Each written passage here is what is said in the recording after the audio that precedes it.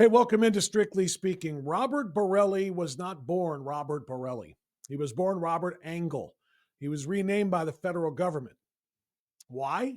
Well, that's because he became a witness. After years of being an associate of the Gambino crime family, one of the notorious five families that dominated organized crime in New York, he became infatuated with the gangster life as a teenager, proceeded to attach himself to the sons of other mob members before finally working his way up into the Gambino family as an associate. By the age of 20, he was in serious trouble with the law, had a lot of very serious charges against him, and that put him on a path that would ultimately lead him to, well, star status in the Mafia, but then out of the life and into the ministry. And today he'll tell us all about it right here on Strictly Speaking.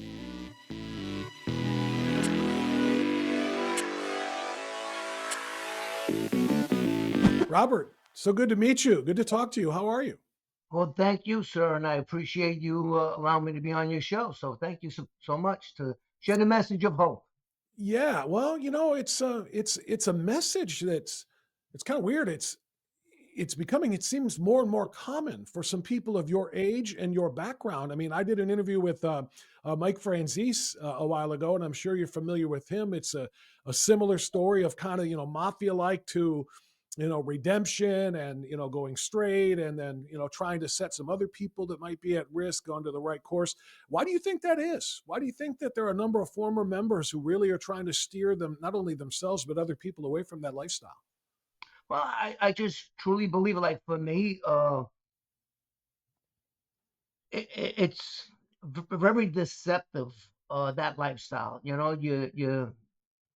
you believe in it, and then once you start living it, you see that it's not as truthful or as family oriented as you thought it was going to be. So, but as far as the redemption part of it, man, we just want to bring a message of hope, man. My whole theme song for me is "It's never too late for a new beginning." So I try to I bring like a it. message of hope. No matter what you're stuck with, no matter what's going on in your life, you really don't have to stay there, man. You can make a different choice. And the average person makes 35,000 decisions a day.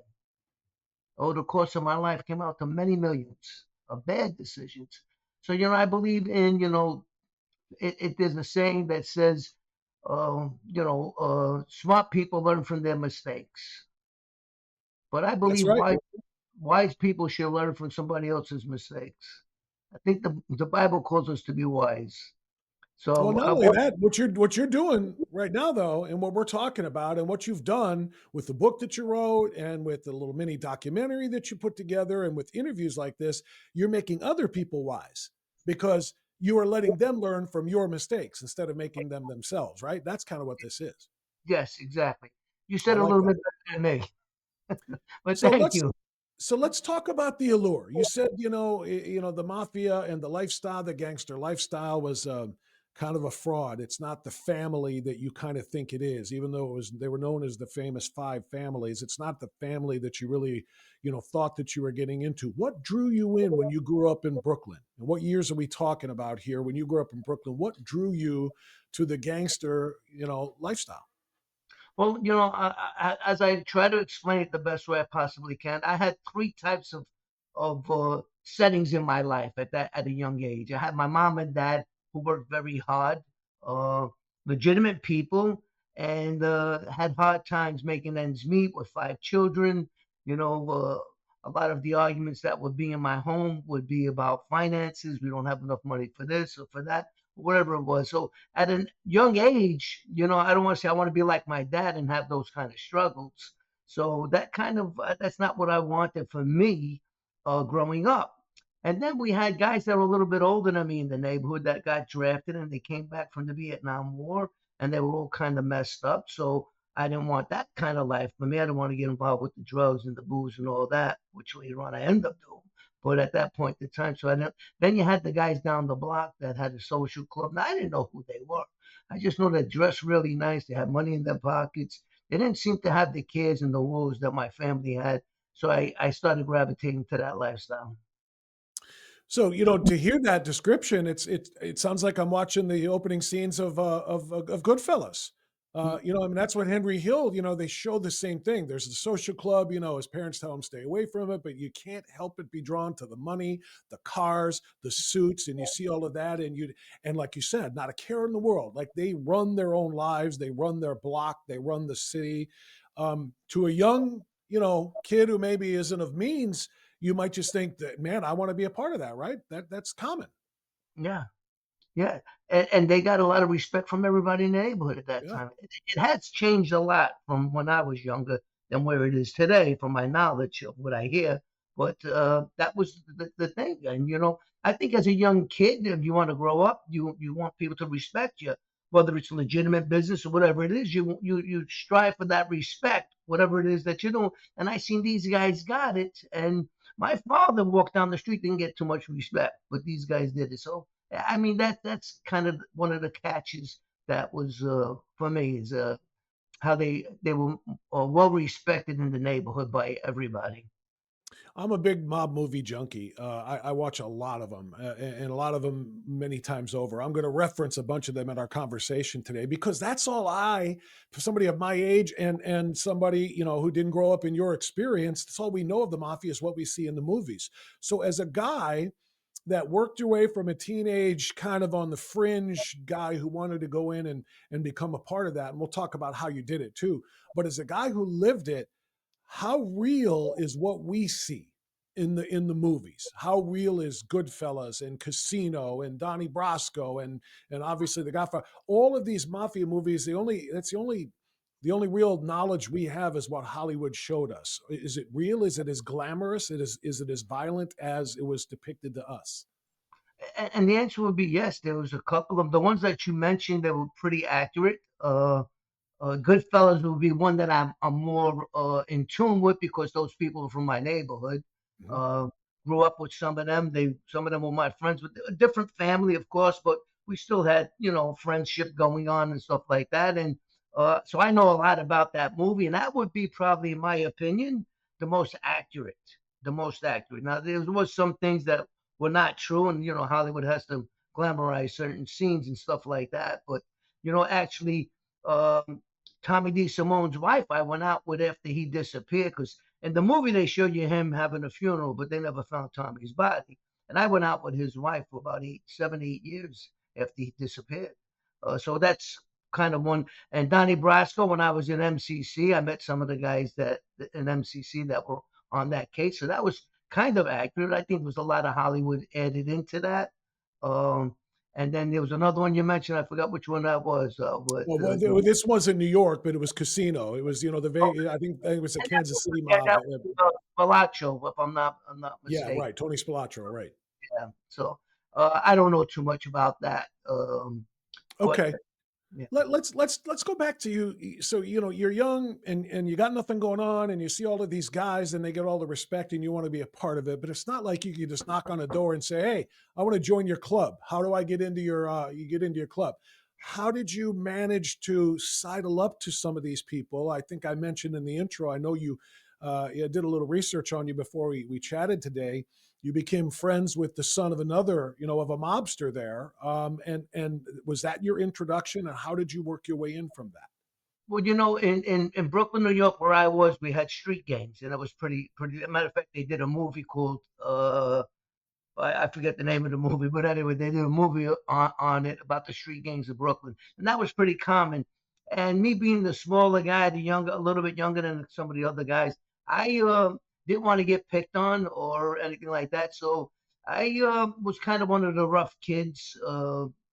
I guess an out of control youngster and a pretty good fighter, and it attracted some of the guys would see me fighting in the neighborhood and stuff like that, and they welcomed me into their club to shoot pool and just hang out, and then eventually started serving sandwiches at card games, stuff like you would see in some of those movies that you mentioned. And then when I hit 17 years old, that's when moved to Queens. Well, I started hanging out in Queens, didn't move there. And that's when I met into Anthony Ruggiano, whose dad was Fat Andy, was well known, one of the big white guys in the neighborhood at that time. So you said they were impressed with your fighting. Were you just beating people up for the hell of it, or like what fights did they see that made them respect you a little bit when you kind of were starting to work your way in? Well, we had gang fights. That's number one, and they would see some of that going, because they would always try to stop that, because that would only bring a lot of cops into the neighborhood. They didn't want that, so they would corner me and say, "Hey, we don't need this around the neighborhood right now." But I'm trying to see how I could say this in the most polite way I possibly. It was very racial. My neighborhood was very racial. So blacks, Hispanics, whites, we didn't get along well. So if I went into a neighborhood, or a black guy came into my neighborhood to say pick on me or something like that, I would fight them back, where a lot of the other kids would run away. And they kind of noticed that about me, that.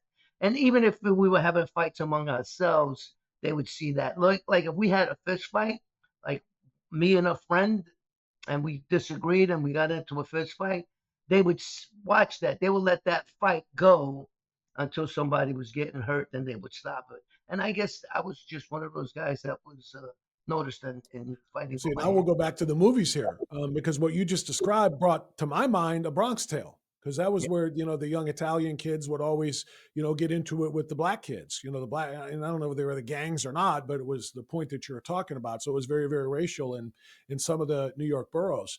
Um, so so you're a good fighter. You get invited in a little bit to play a little pool, hang out a little bit. You go to Queens, and your last name doesn't end with a vowel though. You're not at that time Borelli, so you're not coming into the family as a made guy anyway, as I understand things, right? that is very true. And because I look so much, I take after my mom. Mom was Italian, so I take after my mom's family. I believe that I look very Italian. And even, you're saying that because one time I'm doing stuff with this guy Nicky and stuff, and they just got straightened out, and they said to me, uh, everything we have is eventually going to be yours. We're going to straighten you out. And I had to remind them that I wasn't full Italian. I didn't have an Italian last name. They said, "Oh, we forgot all about that." So a lot of guys and a lot of people in the neighborhood thought Angle was a nickname for how I fought. So they thought Robert Angle was just a nickname, not my real last name. That would make sense, and that would be a good nickname, by the way, if for somebody who's good with their fists. I mean, yeah, and you do look and sound Italian, like you said with your mother. So I can see why they would do that. But ultimately, they did. The people in charge that you said Nikki, other guys who got straightened out or were made, if they were interested in you being a part of it too, they were stopped from doing that. So like, what was your role within the family when you got to it as close as you did? You couldn't get straightened out, but you could be an associate, so you could kind of be, I don't know how you phrase that in the hierarchy of the mafia, but you're kind of on the closest outer circle. You can't be inside because you can't get made, but you're on that fringe of it. What was your role? What kind of things did you do? Were you an earner, enforcer? What did they ask you to do? Whatever they asked me to do, I did. My first mentor, which was Nicky, who really took me around and mentored me uh, on a daily basis, and I used to drive him around and got really close with him. He told me, when I ask you to do something, you just do it. You don't ask me why. And that I lived by that for a long period of time of my life. So whatever they asked me to do, I would just do it. So whatever that might have been. So uh, if you look at, you mentioned Goodfellas, and part of what you're saying, you can see Jimmy Burke was the real name for Jimmy Conway that Robert De Niro played. Yeah. And he was very well known, very well respected, and he was Irish. But he was highly regarded, and I guess that's probably where I would have wound up if I would have stood in that lifestyle, I believe. Or probably dead, one or the other, that's for sure. Yeah, well, that's the risk. I mean, did you know that going in, by the way? Did you know that if I joined this lifestyle for all of its glamour and respect and, the suits and whatever that draws a young poorer kid in Brooklyn to go do this? Did you know, by the way, when I get in here, I could very well end up dead? You had to see the families warring with one another, killing one another. right? I mean, did you know that this could very well lead to a short life for me and I'm just going to do it anyway? Well, you know that saying goes, you live by the sword, you die by the sword. So it's kind of a lifestyle that I decided that I wanted. I knew jail was going to be part of that lifestyle, and I accepted that fact that I would be probably going in and out of prison for things that I was doing. If I got caught doing them, I try to be as smart as I can and not get caught. And then the ultimatum would be sooner or later. I mean, there's a couple of times that people wanted to kill me, and was just, I believe God's hand was on my life, even though I didn't know it was God's hand on my life at that time, but somehow it got back to Nikki, and Nikki always took care of it, straightened it out before anybody did any pursuing. There'll be times when people were sitting on my house. I just didn't go home that night, and then he would get wind of it, and then he would call me in and said, "Don't go to home until I straighten this out for you." And that's Wow. how it works for me. So when you were 20, again, I was reading up on you a little bit, Robert, which is why I want to have this conversation with you because I'm fascinated, and we will get to when God was on your side and changed your life. But when you were 20, you caught a murder charge. That was one of the things that I read. You were facing some serious trouble with the law, including a murder charge. Now, all the way I read it said that you had a murder charge. It didn't say you murdered somebody. I don't know if you were guilty or innocent or what the outcome of that was, but can you talk about what you did back in those days? Did you end up having to kill people as a part of your role? Well, I can't talk about that because I was not covered for that under my agreement, so I don't talk about that. Okay. I tell you that at the age of 20, at the age of 18, we had a bar fight and somebody was killed. And me and another guy was wanted for that murder. And my friend's father, who I mentioned, Fat Andy, hid me and him out for a while. And that's how I ended up meeting Nikki Carrazza. Now, I knew about Nikki Carrazza, but I was never around Nikki Carrazza. Uh, and then they handed me off to Nikki, and he was hiding me out for a period of time in the neighborhood. And I ended up getting locked up for possession of a weapon, but I had a different ID. I had a phony ID, and I went to court, got bailed out, and he wanted me to go back to court because his car got confiscated. It was his car that I got caught with in the gun. So when I went back to court, I was locked up for two murders and possession of a weapon. One of the murders I beat on trial. And because I laid up for, I don't know, about 3 or 4 months waiting for bail, I think that was kind of where I really was getting recognized in the eyes of these guys. Here's a young kid, 20 years old, got locked up for two murders, possession of a weapon, and he's doing everything we taught him to do, keeping his mouth shut, just laying up in jail, waiting till we could try to help him get him out, get him a good attorney, and all that stuff. But when I beat the murder case, uh, after that, I was being paraded around in Mulberry Street and hanging out with some of the guys there and working card games and crap games and stuff like that. So that would be my launch where everybody started knowing me and I was getting a lot of respect from a lot of different families too.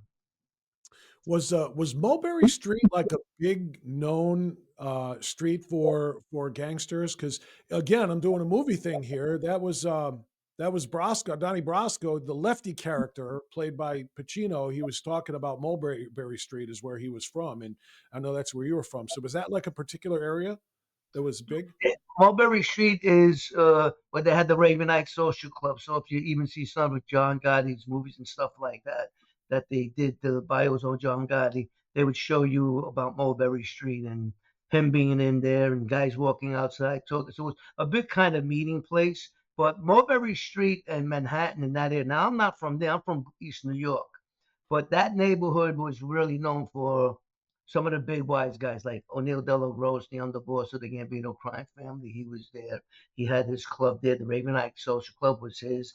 And then Charlie West, another captain, had a club a block away on Mott Street. So I was getting introduced to all these kind of people and then trying to earn money for them and earn money for me, working crap games and stuff like that. If people don't know what crap games are. They're dice games that were illegal in New York at that time.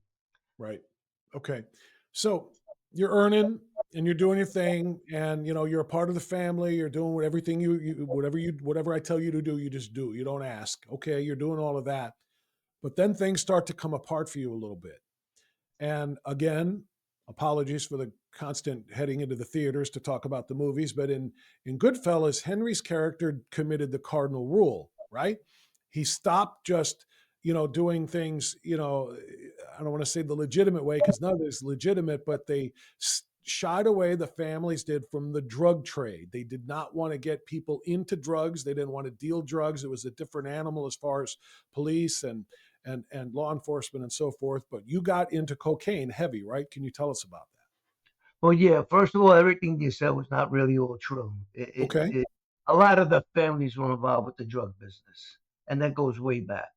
Where I came from, East New York, And a that's lot one of of the Hollywood embellishments, by the way, where they said, yeah, we'll steal, we'll rob trucks, we'll rob, but we were not doing drugs. That was just a Hollywood story. yes, well, Got it. yes, because that's where the big money was, and when you Okay. have a lot of money, you have a lot of power. That's the bottom. We can see that here in every part of life today, especially in politics. More money you have, more power you have. So Great point. anyway, that being said, so yes, when I didn't get up. Now there was drugs around in my neighborhood, but I didn't like drugs. I wanted to be a gangster, and I thought the gangster didn't do drugs. That's what I thought. But when I started hanging out on Mulberry Street, I seen some of the guys they would take me with them, and then coke came around, and we drink in a bar, and then they take me in the bathroom. We'll do a little coke, and I end up falling to the addiction of cocaine. But remember one part of my life where I was working one of the dice games, and this one guy comes in. And I mean, there's many guys there, but there's one guy that I recognize comes in, really dressed sharp, good-looking guy, takes a ton of money out of his pocket, probably loses in about 15, 20 minutes, and doesn't have any expression. Was a bad gambler too, even before that. Yeah. Uh, and if I lost 25, $35, I would be upset. And this guy showed no expression. So after he lost all his money, he goes to one of the bosses of the game and he says, "Could I send Robert out to my car and get me something?" And they said, "Yeah." So he gives me his keys and he says, "There's a bag in the back seat. Just get the bag and bring it in." And I said, "Okay." Now I go out to his car. It's a spanking brand new, beautiful Jaguar. So it already has my attention. And in the back seat, I don't look in the bag, but there's a bag in the back seat. I take it, lock the doors, and I bring it to him, and it's just more money.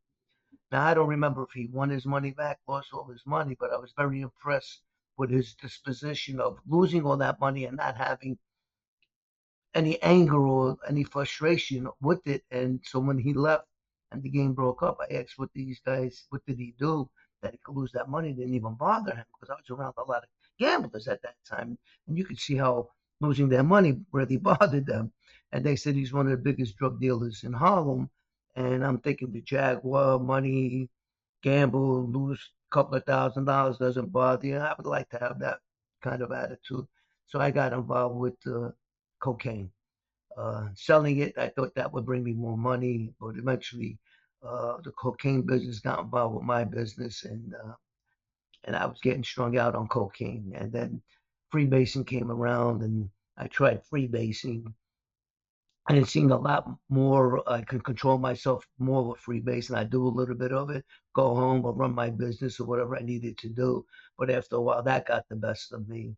And then I started losing everything, and crack cocaine came around. And that was the cheapest high you could possibly get. And that's where I found myself strung out on crack cocaine. So selling it was to make the money. Obviously, you saw this guy gambling and didn't care if he lost, but then you started using it, and that's when it came apart.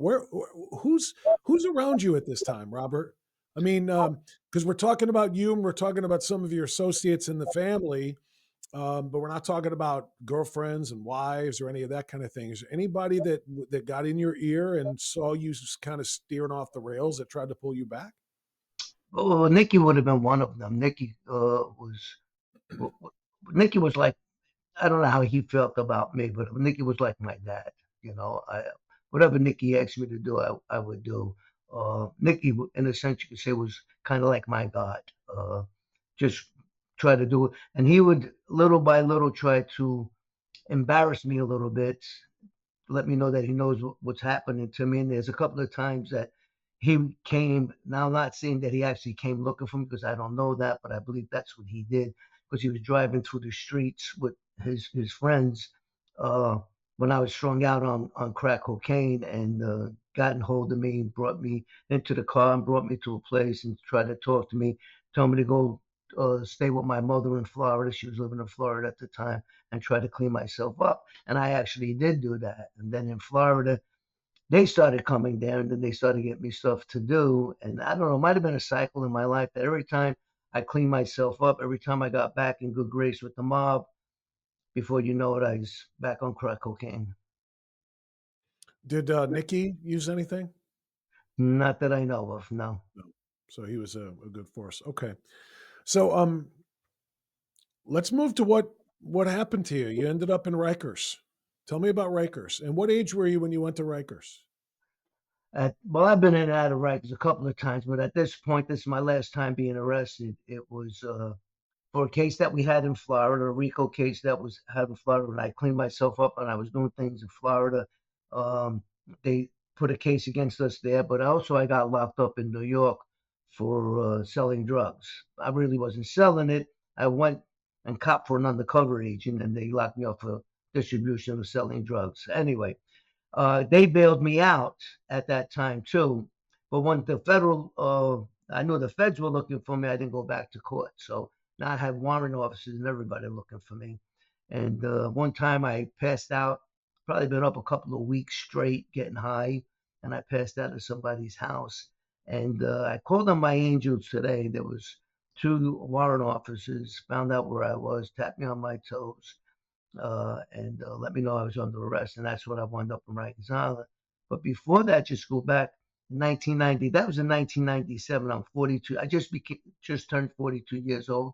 In This was January 23rd, 1997, and December the year before I just turned 42. So I was about 42 and change old at that point in time. And what happened was is my daughter was born in 93, and one of the devastating parts of my drug use was I walked out of my daughter's life when she was only 7 weeks old to get high. Had an argument with her mother, thought I'd get high that night, come back the next day. And you know the old saying, one is too many, thousand's never enough. And I lived that out. Uh, I just never went back home. So at the end, the mom thought it was best that I stay away from the daughter at that time because I was really pretty bad on drugs. So in 97, when I'm in Rikers Island, the mother's allowing me to talk to my daughter. Now you got to remember, I know the jail routine. I know how I need to get myself out of the mess. So I need to get a good attorney to get myself out of the mess that I got myself into. Now I don't have any money, so I need help financially get a good attorney. And I'm calling up a lot of people asking for money, try to get me an attorney. And I'm also asking for commissary money so I can live as comfortable as I am, as long as I'm going to be locked up. I know I'm not getting any bail anymore because I was ready on the lam for not showing up in court. And this one time I talked to my daughter and she happened to be crying. And I said, Brianna, why are you crying? And she said, because you won't come and see me. And I mean, if there was a bar close by or a drug dealer close by, I probably would have ran that way. But it shattered my heart because the realization of how many times was I was in the neighborhood, whether the mom would have let me see her or not, but I didn't even make an attempt. I'd rather get high and spend my life with drugs than try to even go see my own daughter. And that just shattered my heart. Right there and then, my heart just shattered in pieces. And I started crying. I didn't want the inmates to see me crying. And I slammed down the phone and ran back to my cell. So that was 97. So she was 4. I think you said she was born in 93. Three and a half, three and change, about 3.5 years old at that time. So she says to you on the phone that she's sad because you won't come see her, and that breaks you up. How were you living in jail at the time, in the prison at the time? I mean, you were a known fighter. That's how you got noticed by the family when you were a teenager. You were a good fighter. Did you have to fight your way through in Rikers? What was that like for you before you No, had that moment? I every time I did time, I knew just to mind my business. I didn't want to get caught up with the gang stuff that was going on in the prisons, whether it was state prison or federal prison, didn't make a difference. I would just get books and read books and just do what I needed to do. But I didn't really hook up with a lot of people at that time. Federal jail was a little different because it was people who were like me when I was doing my federal time. Uh, so we hang out together, wise guys and stuff like Mhm. that. But when I was in any city jail or county jail or anything like that, I tried to stay to myself and maybe get involved with playing sports, handball or softball or something like that. Yeah, the And right, reason I ask is because, sometimes you don't choose to get in fights because you're in prison, and especially if you do have a reputation, if you're a member of one of the families and you're a known scrapper and somebody wants to make a name, they may come for you and you have to deal with that. I mean, was that a part of your existence inside? well, not maybe in federal prison a little bit, but not in the state because especially Rikers Island, Rikers Island, where I was more of a holding cell for you to go back and forth to court and to find out what's happening to your case. There's a couple of people that might be doing a year sentence or something like that, but they're not in the same block that you're on. But there's a lot of gangs there. You had the Latin Kings, you had Muslims, you had 50 cents. You had a couple of gangs there that I didn't want to get involved with. And just trying to play it smart, me alone against gangs was going to last. And there wasn't a lot of white people in Rikers Island, at least where I was. I think there was one or two of us out of about 60 people on that block. So I was smart enough to know that I'm not going to win these fights and probably chance of getting killed if I got into a fight. So I tried to just stay alone and just do the things. But one of the Latin kings took a liking to me. We played handball against each other a lot, and he just took a liking to me. So kind of like he would say, you can sit with me and stuff like that. And he had his gang and things like that started rolling around for me. So I didn't have too much. One time I had my cell robbed when I took a shower and this Latin king, he was one of the big bosses of the Latin kings. He went and made sure the guy gave me my stuff back. So I didn't have to fight for it. Okay. The reason I ask is when you talk about that, taking that call from your daughter, and it breaks you up and you didn't want to let them see you cry. I didn't know if they would see that, oh, he's weak, he's vulnerable now, it's a good time to pounce. So you ran back to your cell. And when you ran back to your cell, that's when you had a moment. You had an epiphany of sorts. And maybe I'm overstating it. You tell me. What was your moment in the cell after that call? Well, as I was running back to my cell, and nothing against anybody else's theology or anything, but I was raised Roman Catholic. I went to Roman Catholic grammar school, so I knew about God. I didn't really know God, but I knew about God, and it's a big difference. And I could talk about that another time. But so I ran back to my cell and I said, God, if you're really to have somebody kill me or change me, I can't live with this pain. I mean, the pain at that point in time was so great. Uh, that would have been a benefit for me at that time, to be honest with you. So that's what I cried out to God. And I just was on my hands and knees praying and asking God, please help me. God, please help me. God, please help me. Those were the only words that I could muster out of my mouth. And I believe today that God answered the sincerity and the cry of my heart. Knew that I just didn't want to live the way I was living anymore, and I needed His help. Did you have any religion in your family at all growing up? Yeah, we were Catholic. You were Catholic. Okay. Did you go to church every Sunday? The whole thing? I had to. If I was in grammar school, you had to go to church. So if you didn't go Okay. to church, they could expel you from that from the school. So Because you're a Catholic kid from a Catholic family. And I don't know, did you fall to your knees when you made that cry out or just standing there or laying in your cot, whatever, in the cell? I was on my Your first words were, quoting you here is, if you're real, God, if you're real, either save me or kill me. Cause one or the other. So did you really not think there was a God, even though you were raised Catholic? I just wasn't sure. Like I said, I knew about a God. He did exist. My whole thought in every time in that lifestyle that I was living. God's up there, I'm down here someday. We get together and we'll see what they're gonna do with me. That was my thought. So did I believe he was real, but maybe not real in a personal relationship? Knowing that he existed, but not in a personal relationship, if that makes sense. It does. It does. How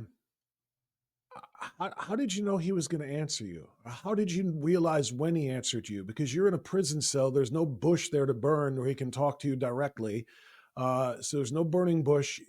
Did you, when you were done praying, did you think, okay, I'm good. He's got me now? Or did you not realize it until after time? How did that work for you? I had no knowledge of what was going to take place. My thought was have somebody kill me.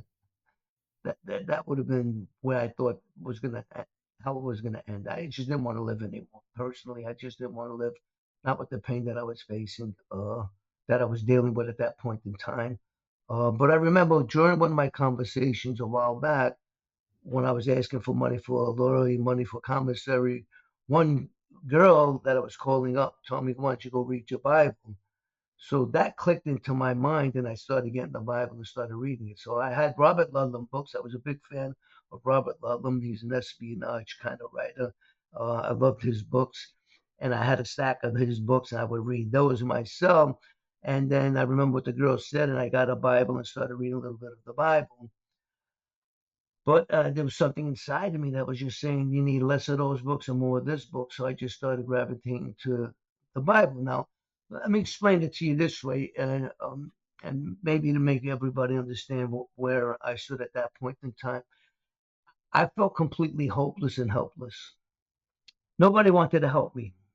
Now, I'm not saying that they didn't love me and they might have been the tough love kind of thing, but the wise guys didn't want to help me too much. My family didn't want to help me or get me out or try to help me with an attorney or anything like that. So felt completely abandoned by everybody, and I felt nobody really cared about me, nobody really loved me. I was this lost cause. And when I started reading in the Bible, and I was reading how much Jesus loved me, that attracted me to know more about this Jesus that loved me in spite of the situation, circumstance I was in at that point in time, mentally and spiritually. Uh, and I just got a hunger and a thirst to read more about the Bible and read more about Jesus Christ. And his love attracted me to him, that he loved me in spite of me. So you have that incredible moment where your daughter opens your eyes. You ask God for help. That help comes because you find your way into the Bible. What about the mafia at this point? And again, help me out. I've never been in the mafia. All I can go by is the movies or what I read. And what they say is in those places, you don't get to just walk away from the family. You either, you're going out, you're getting carried out. You don't just get to quit because you know too much about a family. You can't just be, set free from that. So is while you're in your cell reading the Bible and trying to straighten out your life, are your family, the fellow Gambino members and families and Nikki and everybody else that you're tight with, are they like staying in touch with you and trying to bring you back? Well, they did in a sense, but what you said, the statement that you made that you can't walk away, that wouldn't be applied to associates. That Okay. we apply to made people, people that are made and inducted in ceremony into the families. That's a different story. Those type of guys, once you're in the family, you don't walk away from the family. That's it. I was just an associate, so it wouldn't apply that much to me. Uh, Nikki did send somebody to come and see me, but they weren't helping me in the way that I thought I needed help. It's just a long story, and I don't think there's a need to get into it. But I just felt abandoned by everybody. That's the bottom line. And the other thing is that once I got involved with the drugs, and everybody knew that I was a crackhead, I went from Robert the up and coming star in the Gambino crime family to Robert the crackhead. Everybody knew it. Mulberry Street, everybody knew it. And that was a disgrace to Nicky because he's the one that really brought me around to all these people. So they So didn't feel like they were going to miss you much anyway if you were just done. I think in a sense he had to, in a sense, wash his hands from me now. Maybe there's a love part that he would not show. That might was hoping that maybe I would change my life. Because every time I got cleaned up, he would always bring me around, but only to a certain extent would I go. So I'll say it this way: um, in the despair that I was in, how I looked at myself is, I'm never going to be, even if I got cleaned up, I'm never going to be the guy that I wanted to become with the wise guys, because the weakness of being caught on drugs or gambling or anything like that was a weakness. They looked at that as a weakness, and you're not strong enough. So I could have been making a couple of dollars here and there, but I never would have went to the extreme that I wanted to be, because everybody would have that name in their mind. He's weak, and he could go back on drugs and mess us all up again. So I knew that Okay. wasn't going to happen. And every time I was in prison and I cleaned myself up and I came out, I found myself back on drugs. And every time I did clean myself and get back with the mob, I found myself on drugs. So I thought I was Robert the Crackhead. I'm going to die Robert the Crackhead. And then the message of hope of Christ loving me and how he could, didn't know the terminology of save or repentance or anything like that. Man, I just think God was answering the sincerity of the cry of my heart that I need him to come and help me Well, get away from myself. before you became a witness for Christ, as you like to refer to yourself, and you wrote the book called The Witness, you had to be a witness for the feds first. Tell me about that. And tell me, it's so ironic that you went from Robert Angle, associate of the Gambino family, to Robert Borelli, which sounds more like it would be somebody in the Gambino family. It's got an Italian name. So tell me why you ended up having to go into the program. Okay, well, I remember calling up my mom. My mom was sick, and I would call her up and just ask for commissary money, whatever help I could get from my mom. And uh, my mom would tell me this FBI agent keeps on coming up to the house bothering her about me, and I just said, "Give me his phone number." And her concern was, "What are you gonna do?" And I said, "Don't worry about it. Just give me his number." And I made a phone call to that FBI agent in Florida, and he gave me an offer that I couldn't refuse in my mind.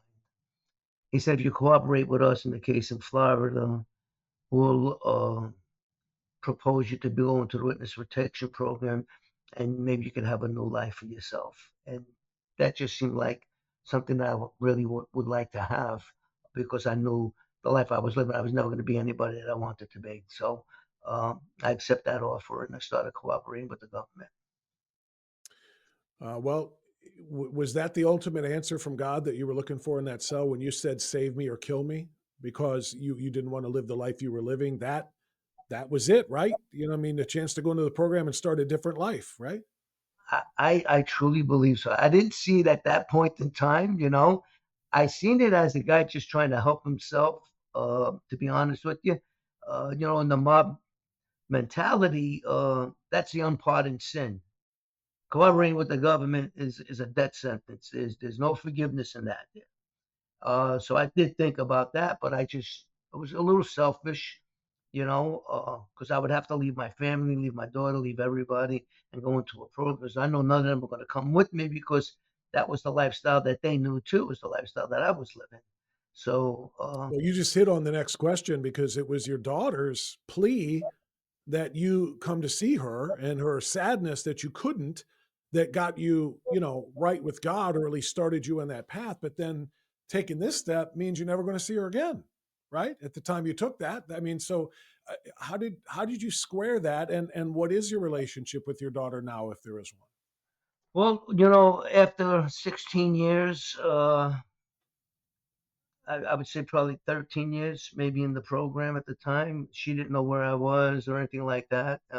So our relationship, we started when she was about 16 and a half years old.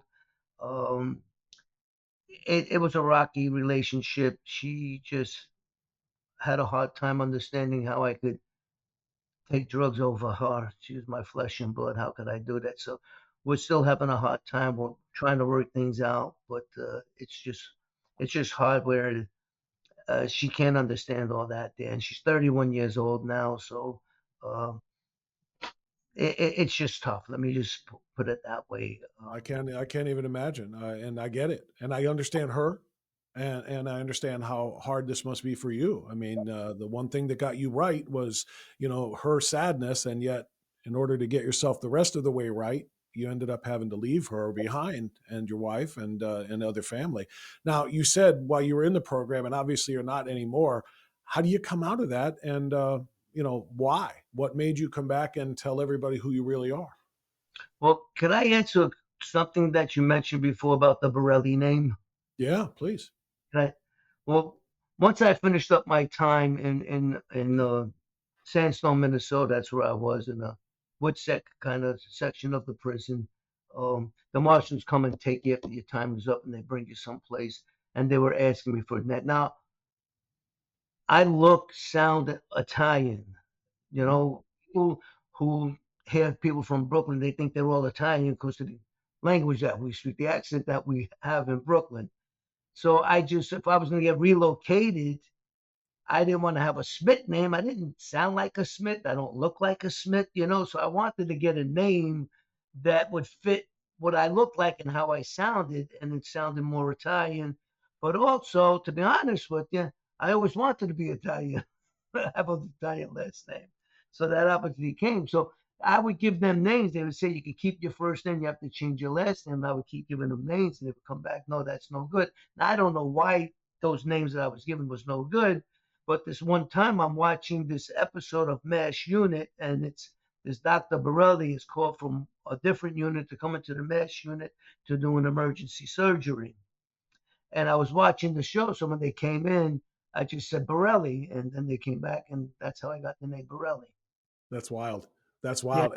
And I get it. You look and sound the way you do. I mean, why? It would probably be more. It would probably be more suspect, or suspicious if you're a new guy in a new community with, like you said, with a name that didn't match what you look like. So it just made you look more authentic and real. And I get that. But what about coming out of the program? How and why? Well, I didn't come out. I got thrown out. Oh, I when I was in San Antonio, that's where they relocated me. I was speaking to a girlfriend of mine in New York, and of course, I had to use a certain card where they couldn't trace the number because nobody could know where you are. And I was praying for a spouse, for God to bring me a wife. I was very lonely all by myself. It was a tough time for me. And she ended up meeting a girl at one of these religious conferences or something. And for some reason, she caught up a conversation. She felt God was telling her about to tell her about me a little bit, but she couldn't tell them who I was. Anyway, long story short, she introduced my wife to me and me to my wife just through a telephone number. And I would call her up because she couldn't know where I was. So I would have to call her up. She asked her, if I have this guy call you, you can't know too much about him, but would you want to speak to him? And she said, yeah. So I started dating her over the phone. When I let the marshals know uh, after I married her, uh, they said I breached my security because people found out where I was somehow through her because she was from the neighborhood where I used to live. And so they said, you're no longer in the program. So I got thrown out. so the obvious question is what happened? I mean, you put people away. That's why they gave you the program. They don't put you in that for nothing. You had to turn on some people, right? Once they found out where you were, what happened? Well, I got a little nervous in the beginning. My wife got a little bit nervous. And I had a friend of mine that knew Pat Robinson from the 700 Club. And for some reason, I told him about what was going on with me. And he spoke to Pat Robinson. And Pat Robinson said to him, if he's really, truly interested in ministry, let him go to Christ for the Nations, which is in Dallas, Texas. But before that, there, my friend Bill had a business in Utah. He said, you know what? Just pack up, come to Utah, and I'll try to help you out as much as I can. And so I did that. And then after a couple of months, a door opened for me to go to Christ for the Nations. And that's how I moved back to Dallas, Texas, and started going to a Bible Institute called Christ for the Nations. So let's talk about where that went and where you are now. You went from being a witness, as you say, for the government to get out of that life to being a witness for Christ now. You actually have a ministry. What does that entail for you? Well, in the beginning, when I first came out into the witness protection program, even before I was married, my mom was diagnosed with terminal lung cancer, and so I, my mom passed away before I even got a chance. Because there's a way the government can bring you together, and you can see each other. They worked that out, but my mom passed away before we could even get that going. So the last time I see my mom was through a plexiglass uh, window. Uh, it's hard for me to talk about, but that's the last conversation, the last picture I have of my mom in my mind. So when she had passed away, I didn't know she passed away because there's no way nobody could get in touch with me. until 3 days later, the marshals let me know that my mom had passed away. And I was very upset with myself. I should have been there for my mom and all those things. And I felt kind of like guilty of being selfish, looking out for myself and not being there for my mom. Um, and I was a little angry and didn't understand. And once again, just cried out to God because that's the only person I knew that really understood me. And I said, I don't understand. If anybody knew this new agape love that she gave me, this new Christ like love that she gave me, would have been my mom because I put her through living hell on earth. And I would have loved to have shared that love with her. And I just felt the urge that to start doing nursing home ministry. So I started doing nursing home ministry in San Antonio, Texas. Then when I went to Christ for the Nations, I continued there. So for 13 years, I did nursing home ministry. I go into nursing homes twice a week, and I would do different functions for them. I kind of felt that in nursing home, it was like, Catholic term purgatory. They're not getting out of there until they have a tag on their toe, if that's the right way to say it, until they're dead. So I thought it was God saying, go in and love those people, let them know that there's a message of hope for them too. And that's what I did. And then my wife, after we got thrown out of the program, she said, now you can share your testimony. Because when I went to Christ for the Nations, one of the rules that they gave me, or I say agreement that they gave me, is I could go there, but I can't tell them because I had to tell them. I felt that I needed to tell them I was on the witness protection program, just in case something happened. I want them to be aware of my circumstance, my situation. And they said, "Come, but you can't share your testimony. We don't want people to know that you were part of the mob of witness protection or anything like that." So my wife thought after Christ for the Nations, it would be time to share my testimony. So I did nursing home ministry. And then somebody came to me and said, you needed to write a book. And I heard it a couple of times. And I said, I don't even know how to write my name. Never mind write a book. So I met up with the guy that wrote the book, H. Scott Hunt. And we met for quite a few years before we published the book, probably about 3.5 years, just sharing my stories, my testimony with him, praying a lot over it. And we decided to use it as a witness for Jesus, witness protection program, witness for Jesus. And just doors open up for me to go out and share my testimony wherever I can come, in churches, in groups, men's ministries, camps. I went to a school recently and got a chance to share a little bit in a school. Um, and now we're reaching out a lot more. We're going into YouTube, so we're on YouTube. Things that I didn't want to do. I just felt that through a lot of wise counseling, people saying, you want to reach young people, you want to give a message of hope.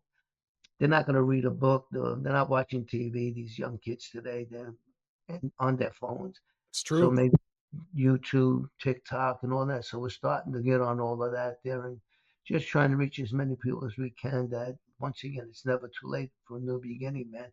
My new beginning started on my hands and knees crying out to God. He's real, he's true, he's honorable, he doesn't lie, yeah, he's faithful, even when we're not faithful. So that's what I do today. So as many doors open up, and now we have a chance to have a script written and maybe the opportunity, if we find somebody to produce it, to do what we call episodic series of my life. And, That would be fantastic if you do something like that. yeah, And I know a filmmaker. Maybe we should talk because this this whole show that we're doing right now is produced by True Blue Media, and we should talk about that. I want to hit something though. You mentioned your mom, and I'm very sorry to hear about what happened, and you didn't even get to say goodbye to her properly, other than through a plexiglass. You don't mention your father much. yeah. Where was your father during, well, the whole ride, the whole, uh, joining with the Gambinos, to the cocaine problem, to getting out of it and being in prison and the whole 9 yards? Was there no influence there at all, or relationship? You know, that's a good point that you make because I sometimes I realize I never mentioned my dad. My dad just wasn't a big part of my life. He was there, but he wasn't there. If that makes any sense.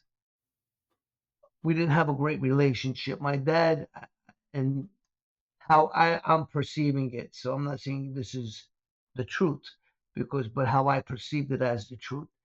He did his job. He went to work, put food on the table, and all that there. But there wasn't a strong relationship. He came home, he watched TV, or if he came home and went to the bar to have a couple of drinks, then came home to watch TV. But it wasn't really a personal relationship that I had with my dad. My mom was the backbone of my family. She did everything, you know. When my father felt that he provided, and that was enough. So I believe, and I could be wrong, but I don't.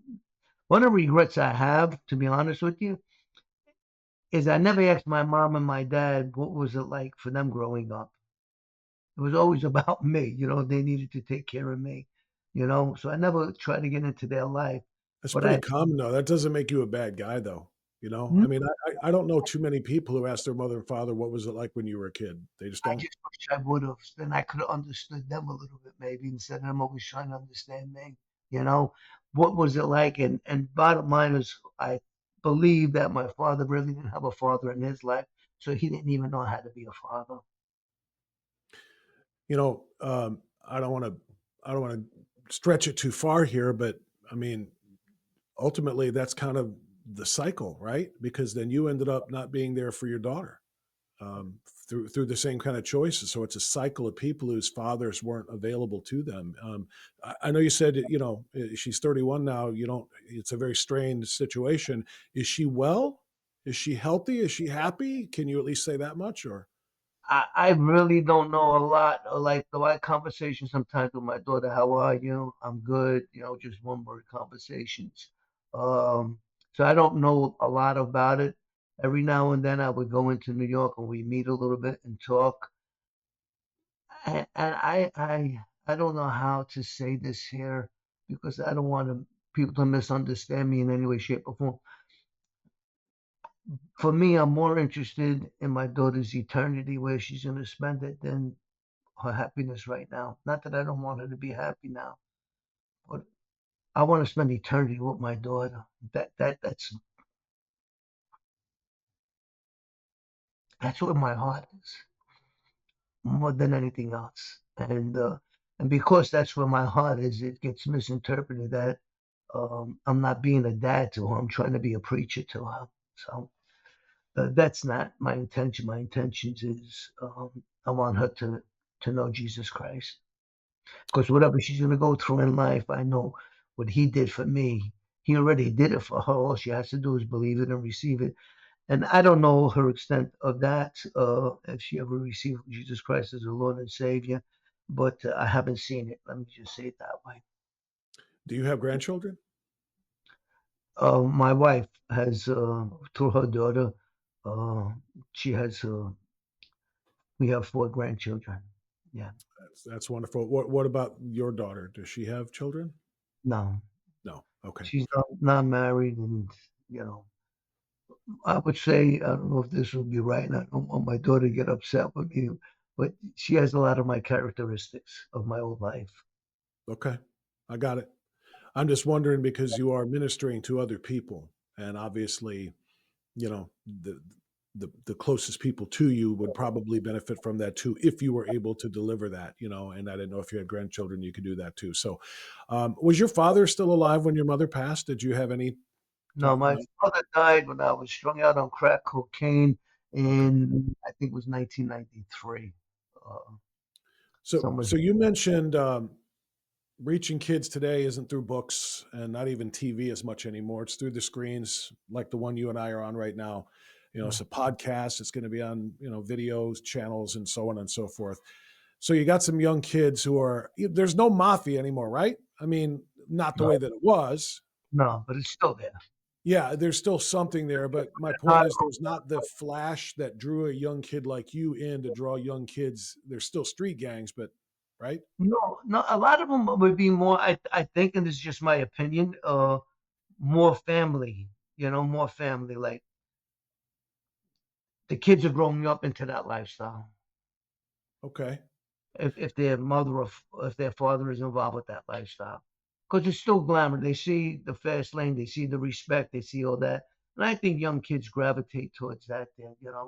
Uh, Okay. Well, then that makes my last question for you more appropriate. I was going to say that might not be the way it was, and maybe it is, but we don't see it as much. But what message do you want to send to the young kids who are watching their screens or scrolling their phones right now? They see your face there and they hear some of your story, and what you went from to what you are now and where you are now. Give me a closing message for those kids. well, this is what I would say to them. We're right now living in I won't say end times, but we're living in the last days for sure. And there's so much confusion. There's so much diversity. I mean, not diversity, but there's so much where we don't even know what the truth is anymore. And my message to anyone, as I would give it to my daughter, I give it to anyone else. Um, it's never too late for a new beginning. Wherever you're stuck, wherever you might be at, whether you think you have the good life or you don't have a good life. No, in Ecclesiastes 3, chapter 3, verse 11, it says that eternity was placed in every man's heart. Every person has eternity placed in their heart. It's just a matter of where you're going to spend eternity.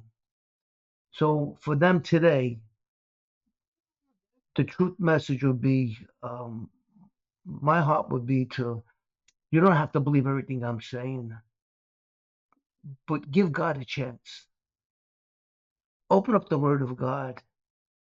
He loves you. He cares for you. He has a plan and purpose for your life.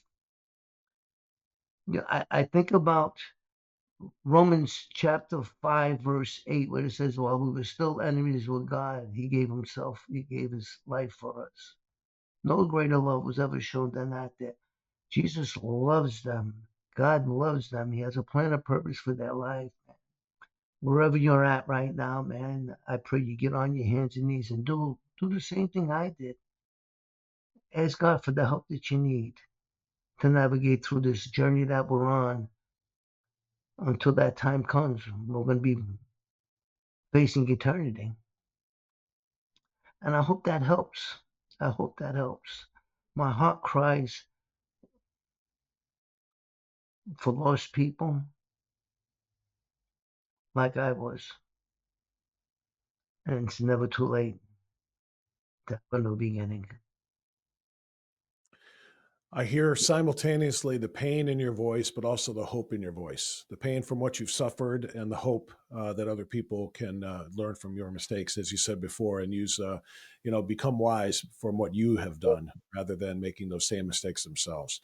Robert, thank you, man, for sharing your testimony and telling your story, everything you went through, and everything to where you are now and where you're headed. I hope this makes a difference for people. So thank you for doing it. I hope that series actually does come to pass, because I think it would be a fantastic story that you've got to tell and to reach as many people as possible. So I really appreciate you doing that, and God bless you. So God bless you too. Thank you so much for your time. Thank you. That's Robert Borelli. There are people who will benefit from seeing this. So I want to ask you right now, if you're watching this, make sure that you give it a like, make sure you give it a thumbs up, and also make sure you subscribe. And most importantly, hit the share button. Put this on your own social media, send this to people in your email, social circles, whatever you have to, because there are some people who I promise you will benefit from hearing the life story of Robert Borelli, that story of redemption, and that story from being a witness to a witness for Christ. Thanks for watching Strictly Speaking. We'll see you next time.